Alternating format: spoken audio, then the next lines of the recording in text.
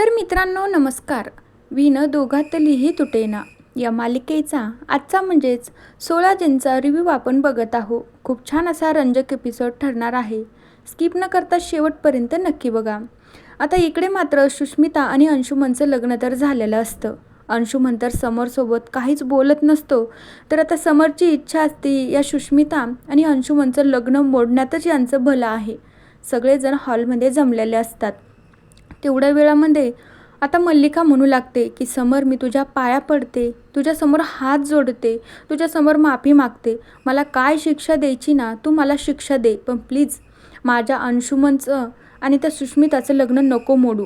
समर वैतागून म्हणतो, काकू तुला कळतंय काय मी काय म्हणतो? यांचं लग्न मोडण्यातच आपली भलाई आहे आणि यांचा देखील फायदा आहे. सुष्मिताला खूप राग येतो. सुष्मिता म्हणू लागते, बस करा आता, किती वेळ झाले तुम्ही हेच लावले आणि माझं लग्न मोडण्याचा अधिकार तुम्हाला कुणी दिला आहे? सुष्मिता खूप उलटसुलट बोलत असते समरला.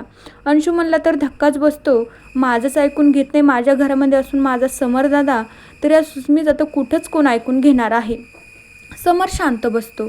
सुष्मिता म्हणू लागते, आम्ही आमच्या मर्जीनं लग्न केले, आमचं दोघांचं एकमेकांवर प्रेम आहे आणि आमचं लग्न मोडण्याचा हक्क तुम्हाला कुणी दिला? समरचं फक्त एवढंच असतं की या दोघांचं लग्न मोडायचं आणि चिंगी आणि अंशुमनचं लग्न लावून द्यायचं. कारण की समरचं एवढंच असतं की आता चिंगीच्या पोटात जे काही बाळ आहे ना ते अंशुमनचं आहे. त्यामुळे अंशुमन आणि चिंगीचं लग्न लावून देणं हेच आपल्यासाठी खूप इम्पॉर्टंट आहे, असं मात्र समरचं म्हणणं असतं. आता सुष्मिता जेव्हा समरवर चिडते, म्हणू लागते की आमचं लग्न मोडण्याचा अधिकार तुम्हाला कुणी दिलाय? तुम्हाला कुणी हक्क दिलाय की तुम्ही आमचं लग्नामध्ये लुडबुड करताय, आमच्या आयुष्यात लुडबुड करताय, आमच्या संसारात लुडबुड करताय? स्वानंदी खूप रागाने पुढे येते. म्हणू लागते, सुष्मिता तू कुणाशी बोलते याचं भान राहून बोल जरा. जर अशी बोललीस ना तर माझ्या इतकी वाईट कुणीच नसेल आणि माझ्या नवऱ्याला बोलायचा हक्क तुला कुणी दिला आहे? आता स्वानंदी खूप चिडते. म्हणू लागते, ती स्पष्टपणे समरची बाजू घेत असते. समरनं देखील त्या दिवशी तसंच केलं होतं. जेव्हा अर्पिता बोलत होती ना, अर्पिता म्हणत होती, स्वानंदी तुला आमच्यामध्ये बोलायचा अधिकार कुणी दिलाय? त्यावेळी समरनं देखील तसंच सांगितलं की त्यांना पूर्णपणे हक्क आहे, कारण ती माझी बायको आहे आणि माझा नवरा म्हणून त्यांना फुल सपोर्ट आहे. त्या दिवशी सगळ्यांना धक्का बसला. आज देखील स्वानंदी तसंच सुष्मिता तुला बोलायला कुणी अधिकार दिलाय? तो माझा नवरा आहे, व्यवस्थित बोलायचं. आणि परत जर अशी उलटसुलट बोललीस ना तर माझ्या इतकी वाईट कुणीच नसेल, मी तुझं तोंडच फोडून टाकेल. त्यावेळी आता सुष्मिता शांत बसते. दुसरीकडे आपल्याला असं बघायला मिळतं, ज्यावेळी स्वानंदी अर्पिता आणि समरच्या मध्ये बोलत असते ना त्यावेळी अर्पिता म्हणू लागते की तू आमच्या मध्ये बोलू नको, हा अधिकार तुला कुणी दिलाय? आमच्या बहीण भावांचं बोलणं चाललंय ना, मग तू आमच्यामध्ये अजिबात बोलायचं नाही. समर म्हणू लागतो, बोलणार त्या का नाही बोलणार?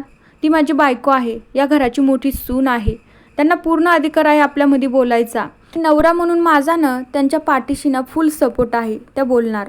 त्यावेळी आता स्वानंदीला खूप छान वाटत असतं, पण मल्लिकाला खूप मोठा धक्का बसतोय. हा आता समर आणि ती स्वानंदी यांच्यामध्ये आता नवरा बायकोचं नातं तयार होतंय.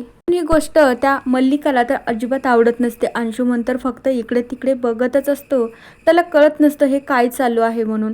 त्यावेळी आता समर म्हणू लागतो, सुष्मिता आमच्या नात्यामध्ये, आमच्या आयुष्यामध्ये आम्ही कोण कोणाशी कसं बोलायचं, कोण मध्ये बोलायचं याच्याची लुडबुड केल्यापेक्षा तू तुझ्या स्वतःच्या संसाराकडे लक्ष दे ना, जा तू घरी. त्यावेळी मल्लिकाला तर खूपच मोठा धक्का बसतो. समर म्हणू लागतो, तुझी तू ना बॅग पॅक कर आणि आत्ताच्या आत्ता आमच्या घरातून चालती हो, तू तुझ्या घरी जा. आमच्या आयुष्यात लुडबुड करायचा हक्क तुला तरी कुणी दिलाय? त्यावेळी समर अर्पिताच्या हाताला पकडतो आणि तिला दरवाजाच्या बाहेर नेऊन सोडतो की आता अर्पिताला तिच्या घरी जावं लागतं. मित्रांनो बघूया येणारा एपिसोड पण असाच रंजक ठरणार आहे. त्यासाठी या मालिकेच्या पुढील भागांच्या अपडेट्ससाठी आपल्या चॅनलला नक्की सबस्क्राईब करा. So bye.